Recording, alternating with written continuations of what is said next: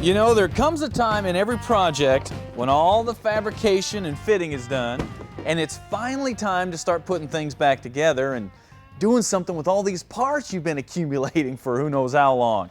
Now, of course, the amount of time you spent fabricating and fitting will directly affect how easy it all goes back together. But one thing is for sure, this is where it all starts to pay off, because this is where you really start to see the fruits of your labor.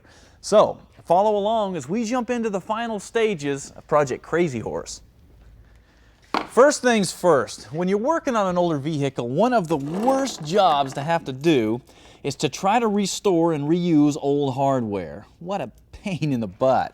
So, investing in a new hardware kit is one of the smartest things you can do. Now this is made by Totally Stainless, specifically for the early Bronco, and you can get it from Auto Crafters. Now look at this. This is literally every nut and bolt and screw that you're going to need to reconstruct the body of that Bronco. It's all 100% stainless steel, and it is all marked and labeled exactly where it goes. This is a huge time saver. Now, we also got some other stuff from Auto Crafters: hardware, weather stripping, new dash pad, firewall cover, headlight and taillight trim. Look at these mirrors. This is a bullet style mirror that was on the early Shelby Mustangs, and they look great on an old Bronco. If you've got an early Bronco, Auto Crafters probably has some parts you need. Since this is a half cab truck, the first thing I'm going to do is bolt in this bulkhead. Now notice I've already drilled my holes for my roll bar. That's because it's a lot easier to do with that bulkhead out. Now we're ready for the roll bar. We got this dual bar from Wild Horses, and it pretty much just slides into place. And this brings up a safety issue. Don't just bolt the bar to the floor. It's not strong enough. You're going to have to use some sort of backing plate behind there so the bolts don't rip out if you roll it over or wreck it. Most bars don't come with backing plates, so you're going to have to make them. So with the pattern marked on some steel plate, cut it out. Then drill your mounting holes. Finally, bolt the bar in. Back inside the cab, got the metal dash in place and those new digital gauges that we got from Wild Horses. Now, is that cool or what? Now, the new dash pad slides over the metal dash and is held in place with some of those stainless steel screws. We also got these Pro Car Rally seats from Wild Horses. And since I've already built on my bracketry, it's just a matter of bolting these in. Next up is the restraint system, and you need something good, especially if you're going to be wheeling the rig hard. Now I'm going to use a complete 5-point harness that I got from Crow Enterprises, and it consists of a big 3-inch wide lap belt, 3-inch wide shoulder belts, and a 2-inch wide and a submarine belt to keep you from sliding out from underneath. And of course, they're all connected at a quick release latch. Now the good thing about using a kit like this is you don't have to use it all the time. If you're just going down the road to the store, just use the lap belt. If things are a little more serious, use the shoulder belts. If you're running Baja, well, you're probably going to have to use all 5. Okay, where to bolt them? Frame or body? Well, if you've got a vehicle that's got a body bolted down onto a frame, you need to bolt to the body, and here's why. Even though they're bolted together, that frame is going to move and flex a little differently than the body, especially if you've got a body lift. And if your seat belts go all the way down to that frame, well, you can actually get pinched in your seat by your seat belts in some extreme situations. Not good. So we're going to go to the body, but you need a strong mounting point, not just to the floor pan. You don't want those bolts to come pulling out. So we're going to have to use a backing plate just like we did with the roll bar. All right. Up to now, everything has been pretty much sliding right back into place. Now it is time to cut the hole for the new shifter in these brand new floor pans. That's pretty much a matter of just lining up the cut lines with the transmission underneath. Now notice I have drilled some perimeter holes from below so we know exactly where that shifter opening needs to be. A jigsaw, sawzall, or a cutoff tool work best for these type of cuts. For shifters, of course, our Atlas II transfer case comes with its own shifter levers. But for the transmission, we're going to go with B&M's short throw sport shifter to give us shorter, firmer shifts. And it just bolts onto that NV3550 tranny using 4 bolts. On the Bronco, the transfer case shift levers come right up under the driver's leg, but notice that these levers are custom bent so they clear. While I'm under here, it's a good time to put in these massive drive shafts that I got from High Angle Driveline. Now, they not only build ultra strong drive shafts, but I've got a pretty severe angle kicking out the front of this transfer case. And this shaft has a CV joint that'll go up to 42 degrees. That's plenty. Man, this is heavy. Next, we're going to turn our attention to the body. Now, obviously, this body has been cut for fender flares, and we're going to put some back on there. But your average fiberglass Bronco fender flare is just not enough flare for that big a tire. So, we made a call to James Duff Enterprises and got these huge 4-inch Trail Flex flares that are going to look absolutely smoking on the side of this Bronco. And they're more flexible than you can imagine. You can absolutely punish these things on the trail and never have to worry about breaking them or ripping them or tearing them. Ooh, that's nice. To mount the flare, clamp the fiberglass mounting flange to the fender in the proper location, then just mark inside the flange. Now cut out the fender with a jigsaw. Make sure you protect your paint with masking tape. With your flange screwed into place, take your flare and set it over the flange. Then just mount it on with the supplied hardware, and that is it. Now look at that. That looks really good, doesn't it? I told you it would, and you guys can quit cringing that I cut into that really nice paint. I know you were. Now, while we're here, what about this gas cap? Oh, you're going to love this, because I wanted something cool that had kind of a competition look, so I went to Moon Eyes, got this 4.5-inch polished aluminum flip cap. Looks like it came off of an old Shelby Cobra. It's going to look awesome on that Bronco. And mounting it up is just a matter of cutting the flange to fit the body line, drilling a few holes. That is sweet. Now, I told you when we started we were going to go fast, and we have, but you can sit back now, take a break, and relax, because we have to take a break. But don't go too far, because when we come back, more Crazyhorse.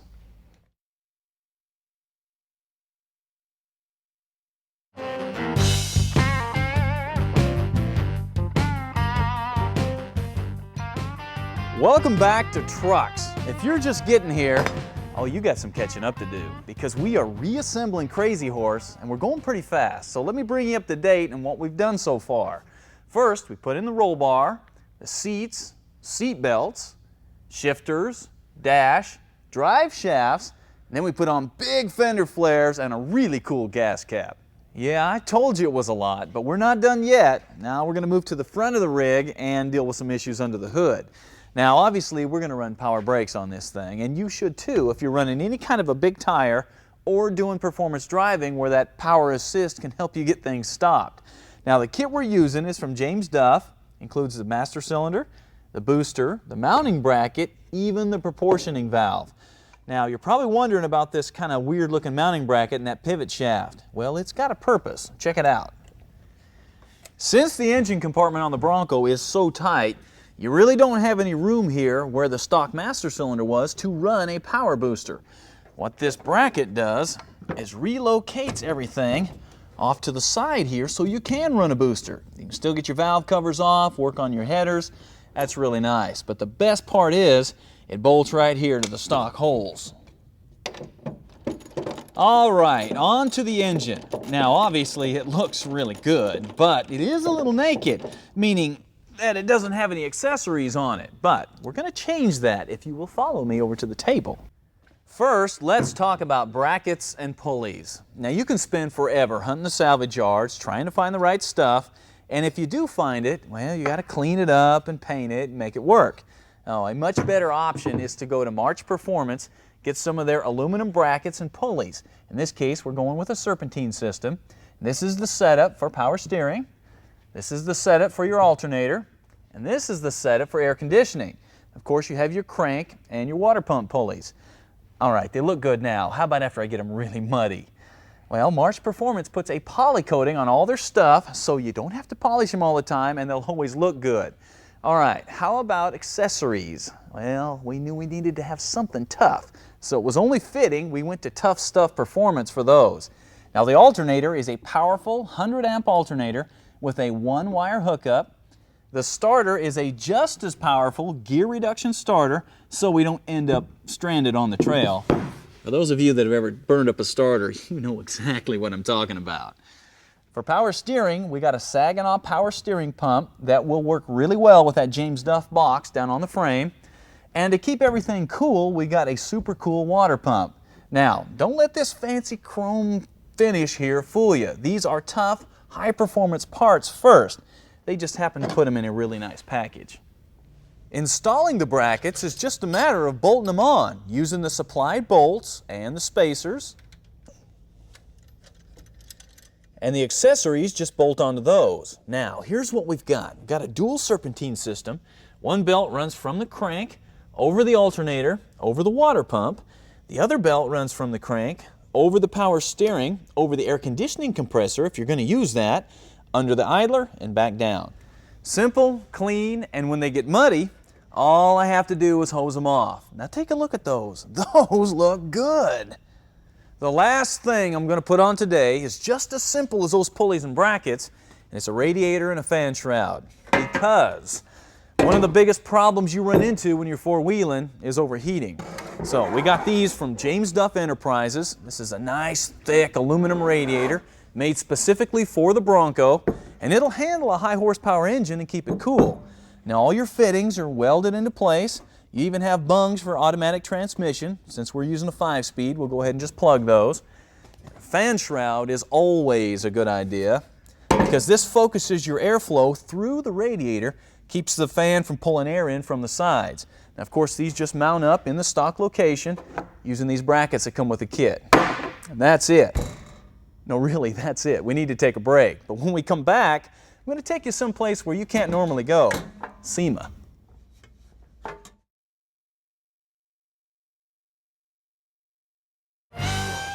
Just can't get enough of trucks? Check us out online at truckstv.com. It's called SEMA. It stands for Specialty Equipment Market Association. And basically, it's the aftermarket. Recently, we hit the show in Nashville that's geared to just trucks and truck accessories. And here's just some of what we saw. For trucks, this Studebaker body kit for a late model El Camino was incredibly cool, especially with its vintage Mopar motor.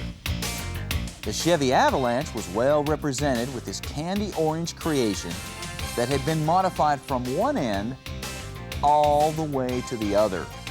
They even had off-roaders like this massive new H2, famous rigs like this Godfather's Hot Wheels S10, and even crazy stuff like this flame Dakota snowplow.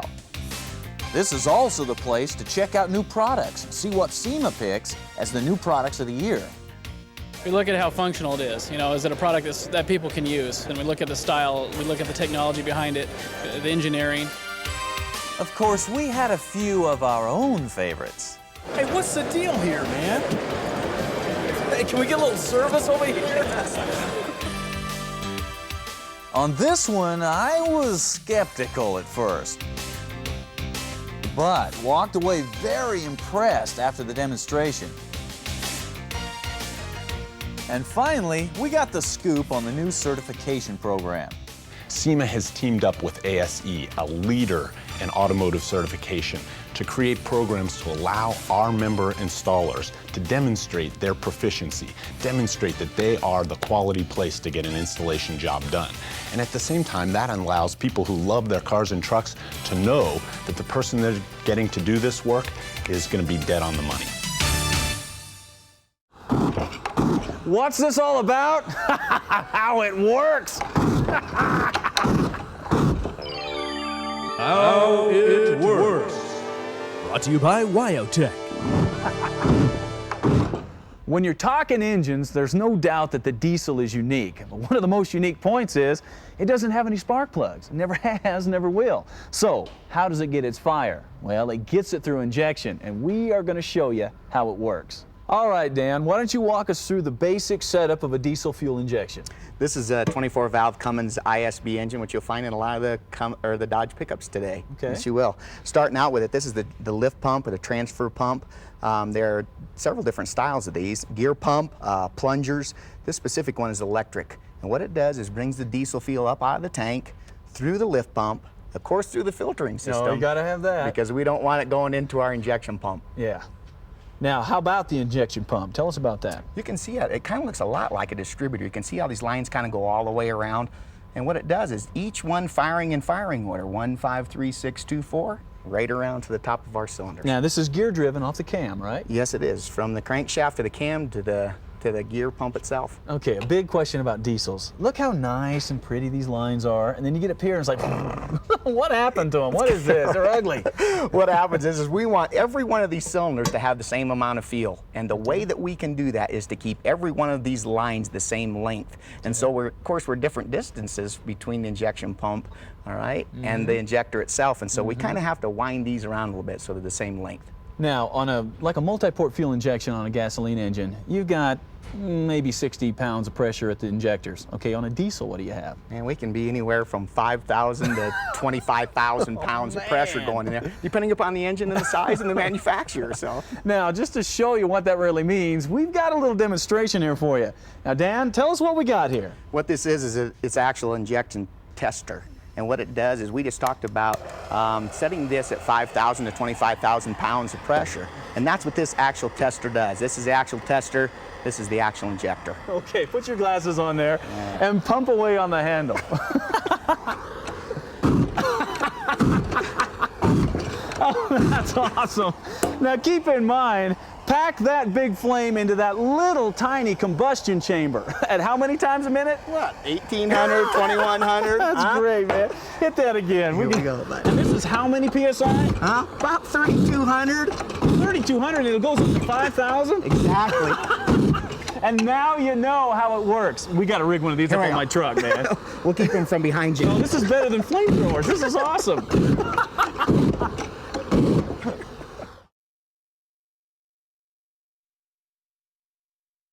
Since we're talking about a lot of Bronco stuff today, here's a question for you.